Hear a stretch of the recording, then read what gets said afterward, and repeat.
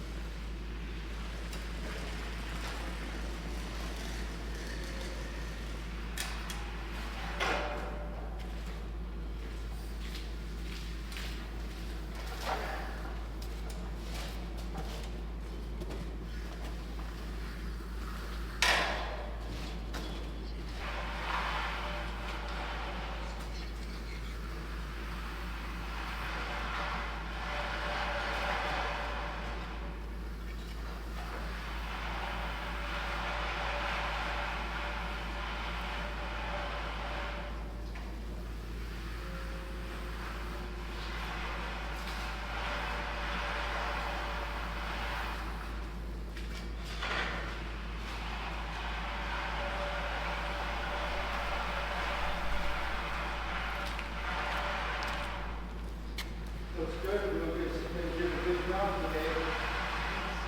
I thought it was going to be a tough one for you. I was struggling with trying to help with those guys.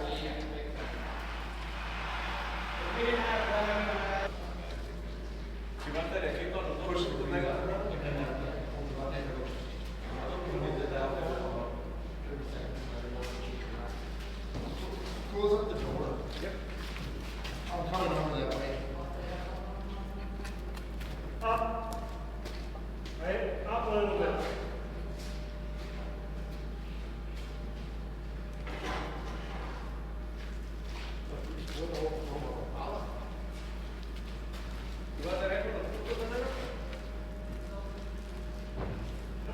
Finish down, you stay there. No, you finish down.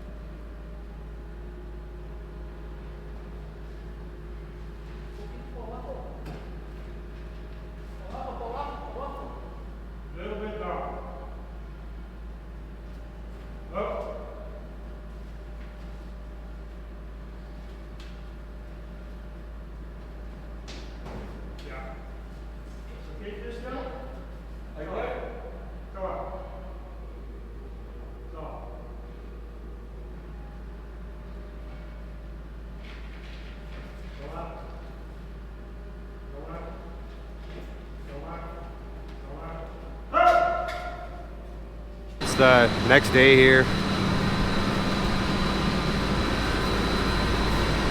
Concrete's set up. You could walk on it now.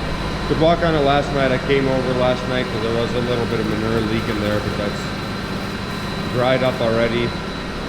We put this plastic on to try to prevent any sand and water or liquid manure from falling onto the concrete, and looks like that worked pretty good. And we got this prepped here yesterday afternoon. We still have to strip the forms. We'll strip those this morning here. We're gonna pour this at 11. I don't think I mentioned in the last video, but the reason we're replacing this floor now is we wore through the center here where we're always turning with the skid steer. Just from turning on that same spot for 14 years, we just wore right through the 6 inches of concrete there and wrecked the floor heat lines. And we'd like to have floor heat in this building because it helps dry the sand out in the wintertime and it helps keep this building warm. So we bit the bullet, tore the whole floor out, and that's why we're repouring it now. And we're pouring it thicker than it was, so right in the center here it's going to be 7-8 inches thick. So we shouldn't have to worry about wearing through this concrete for quite a long time. And we poured the higher PSI concrete. It was like 5,000 PSI, so it should in theory be harder, last longer, but we'll find out. So we've got the floor heat lines are coming back over to right here. There was a seam in the concrete here, so we busted out up to there. We exposed the lines, and the plan is to tie back into those lines so we can get back to the header that's on the far side of the building. But we're going to leave this area open just to make sure we don't have any leaks, make sure the couplers are good. Not ideal to have couplers underneath the concrete, but we really didn't want to tear it out, the concrete out all the way back, because there are a couple lines that go to another part of this building. So I think that would have been almost impossible to do without wrecking those lines, and then we'd have a lot more work tearing out that concrete. So we fixed floor heat lines before in the past and never had issues with them, or we haven't yet anyways. So I'm pretty confident if plumber does a good job there with those couplers that we shouldn't have any issues. But catch back up with you guys once we pour this other section here. Truck should be coming 11:30 this morning, I was told, so shouldn't be too bad here. This should go pretty quick. We'll see how it goes.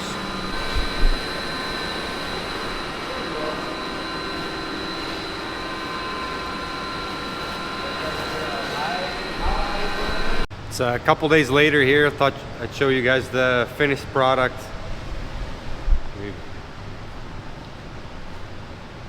I did hose this whole floor down yesterday. I was kind of curious to see where the water was going to run, and everything from where I'm standing went that way, and everything from underneath the separators ran this way. As you can see, that little pile of sand there has got some water manure running off of it, and it's heading where it's supposed to go.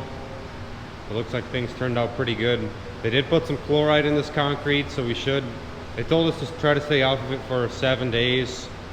So for the part I'm standing on now, day 3, and day 2 for that, because we poured it 2 days back to back here, those 2 sections. Done with this project now, or at least done with pouring the concrete. We're gonna run this conveyor here for at least through the weekend. It's Friday here today, and maybe Tuesday, Wednesday.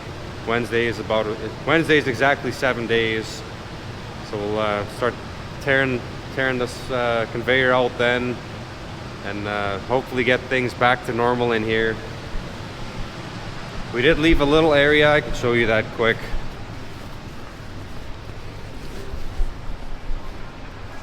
We've got this little area here that we didn't pour, because this is where we reconnected into the original floor heat lines. Put this up here. So we found the original lines and we connected back into them. We do have one line. They were short some couplers.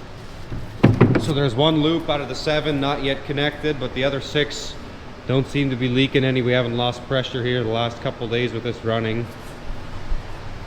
I'll maybe quickly explain how the system here works. I did have a video here. It's quite a while ago now. One of my first videos I made was in this building, how this system works. But give a quick overview. So we've got a manure reception pit here. We have augers that are in the floor here underneath these grates. This one goes all the way down to the far side of our north barn, and this one goes down to the end of this south barn here. Those auger into this pit, so every time our cows come to the milking parlor, their pens are cleaned, and that manure and sand is augered into this pit.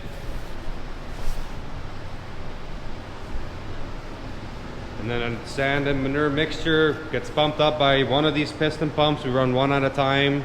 The other one is a backup. We're running on the south one there now, the far one here from us. That pumps up this tube and pumps into both separators. Usually we're feeding both of them half or equal rate each, roughly. At the moment we're only running the south one just to make things easier with the conveying the sand outside.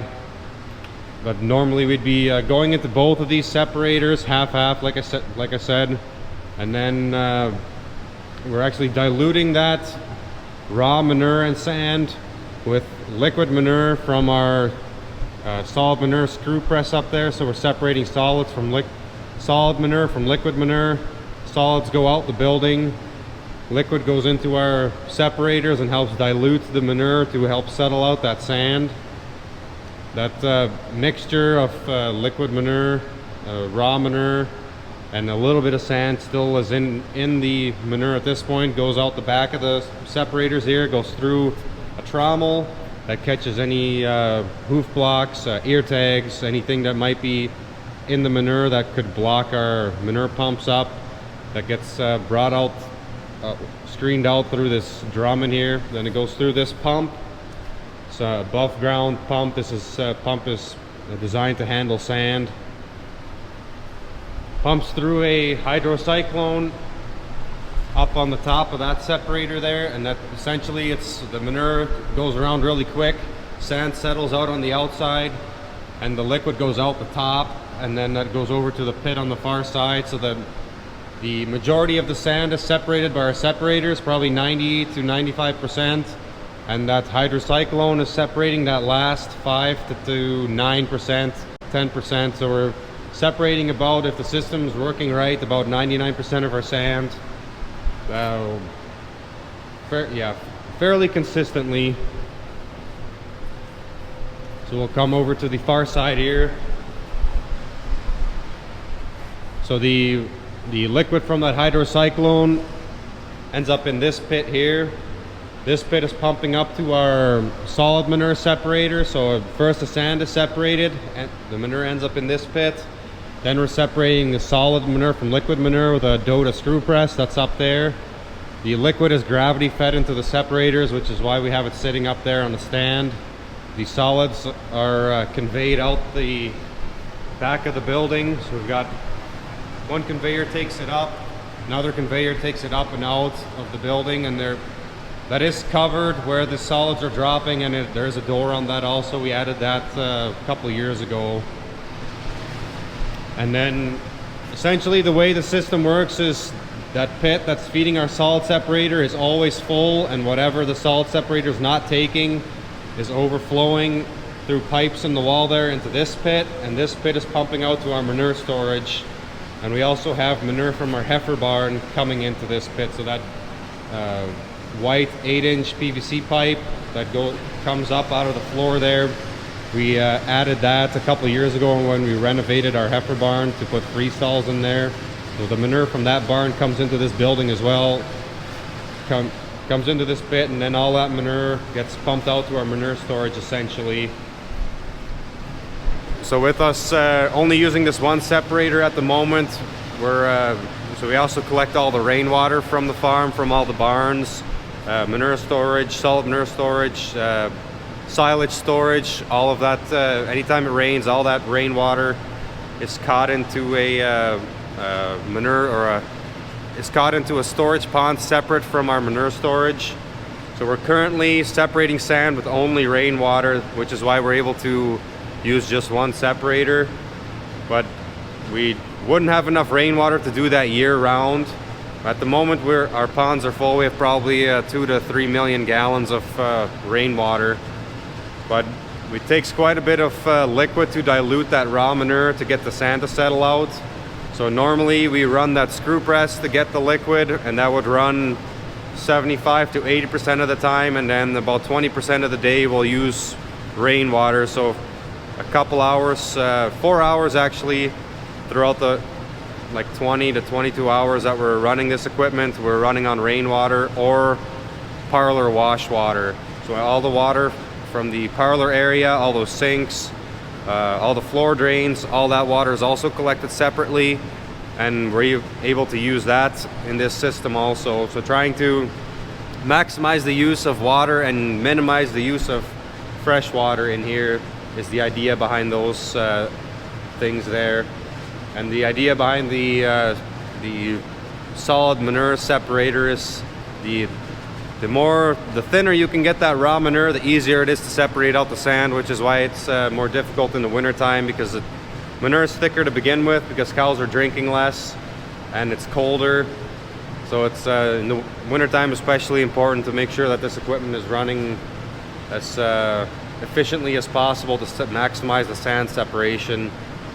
We said it in maybe in the last video, but originally this building was set up way different, and the only thing that's really the same is the sand separators themselves. Everything else is pretty much been changed or renovated in some way, just made changes all the time for things that I thought or we thought weren't working. But in the beginning, we plugged up our manure lines out to our manure storage multiple times a year. They'd have to come out with a jet truck. And since making a bunch of these changes, we have not jetted those lines in the last 10 years, I'd say probably the last 6 to 8 years. We haven't had to jet these manure lines out to our manure storage at all.